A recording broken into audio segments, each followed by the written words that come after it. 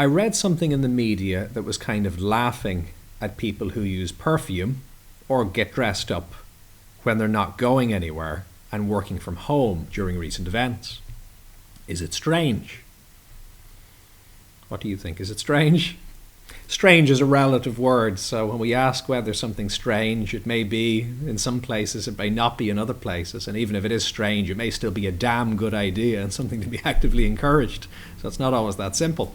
So from my perspective, I'll start with a no. I don't think that's strange. In fact, there's some good behavioral science behind it. As with anything, it depends on the context and how you're doing it and why you're doing it. But there is a little bit of an issue, I suppose, whereby a lot of people are having to suddenly transition to working from home or being from home a lot more, or maybe entirely at home if they're not getting to go out, depending on the nature of their job. And we're not used to that because we a lot of the time don't have training in that. Our training was maybe in a workplace, and or we studied maybe there in a school or a university, and we're just not used to suddenly being at home but having the same expectations, maybe attending meetings, etc. So people are trying to find their way with this.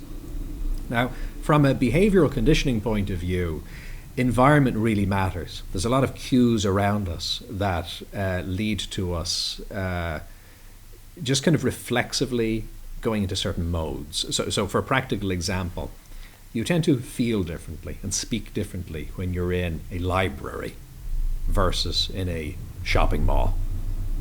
So, it's not a conscious decision. It's just the feeling of those spaces. You just adapt. You speak at a different volume. You might move differently, become probably a bit slower and a bit more meditative in the library. And it's not that even either of these are better or worse. They're just different. So sometimes when we're at home, we're so used to being away at work or study or wherever else that home maybe for us is the place that we crash. We just kind of slump, collapse on the couch, and we're in that mode.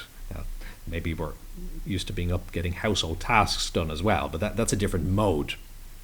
So for some people, when they're at home and then they're doing the meeting, the temptation is to be there in their underwear at the board meeting.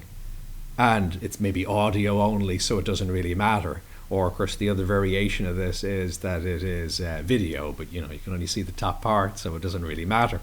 There's any number of related videos on YouTube that you can click on showing what happens when that goes wrong and the camera angle isn't exactly what they expect it to be. So, the question is that okay? Or is the opposite okay? Should we be going the other direction and, putting on the perfume or the aftershave and getting dressed up, etc.? So the behavioral conditioning shows that there actually is some real value to getting into that mode, even if you couldn't be seen, not only on a video call, not only on an audio call, but even on no call, actually getting up in the morning and putting on whatever your work clothes are, getting ready, sitting, depending on your work, but sitting if you're doing office-based work, sitting straight at a chair, facing a desk in front of you, being in that posture and being in that mode. Where possible as well, also having a space where you do your work, which is a separate space from where you do your other stuff. Because again, that conditions from a behavioral perspective, that to be the place you do that. And the consequence of that is then when you sit at that desk and you wear those clothes, you just kind of get switched on and you find yourself in that mode, so it's quicker to get in and out of it. Now, it doesn't mean you can't enjoy the luxuries of home, but what it's good to do then is get up from that seat and go and relax, or go and have a stretch, or go out in the garden, or go to the kitchen, or do whatever you need to do. So the hope would be is that you can have some of the benefits of being at home, but also some of the advantages of being at work without needing to be at work. Now, there are any number of other challenges which, feel free, if you want me to cover them, send them in as other topics about some of the pros and cons of working from home. So do put them in the comments or send them in. It's a topic that we could probably put 100 sessions of focus in and never run out of good content. But from that behavioral conditioning point of view, it's a bit like a member of the police force, again, when they put their uniform on. There's something to that. They feel a certain way, and of course other people perceive them a certain way. So you derive some benefit from that, even if you're not stepping out the front door. Now, you can probably relax a little bit with it, as in you don't have to have everything absolutely perfect, but at least getting dressed, sitting up straight, having that place.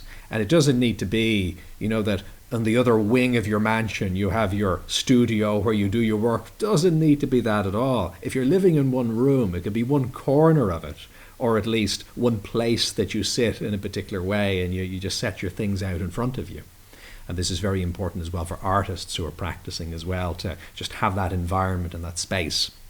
The idea is that you don't want to need to be a hero to get the job done. In other words, you require so much motivation because you got to climb over the thing and then unpack the other thing and then set up the thing and then spend 20 minutes looking for the other thing and then click it into the first thing. And the level of motivation, before you even begin, you're like, oh God, I'm just not bothered. So what we want instead is that as much as possible, it's just sort of good to go. So there isn't too much friction there. You can easily engage in it then. That's, I think, a better way to go.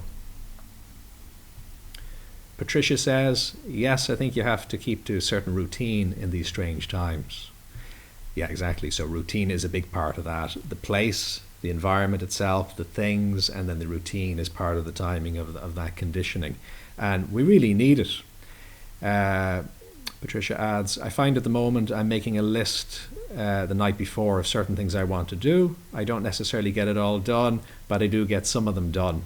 Yeah, and that's a great idea. That just builds on that idea of structure. And, it sounds obvious, but it's so much easier to do the thing if you know what the thing is that needs to get done.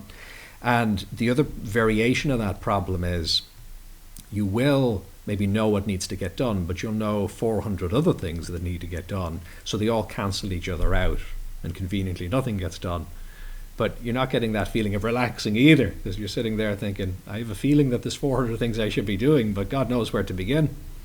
So the old lists are really useful, but the key here is not to worry about making them too high resolution, because sometimes the list making exercise takes up all the time where you could be actually doing the things.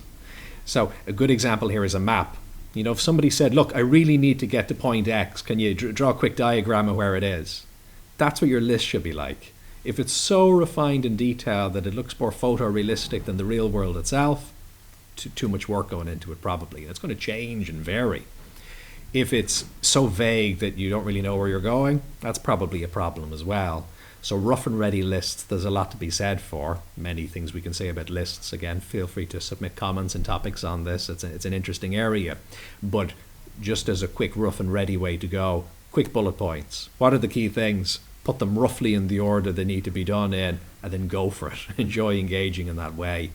But yeah, we all need structure. At the moment, it's particularly important. It's always important, but when you have a lot of your regular structures taken away from you, we kind of need to bring them in some shape or form.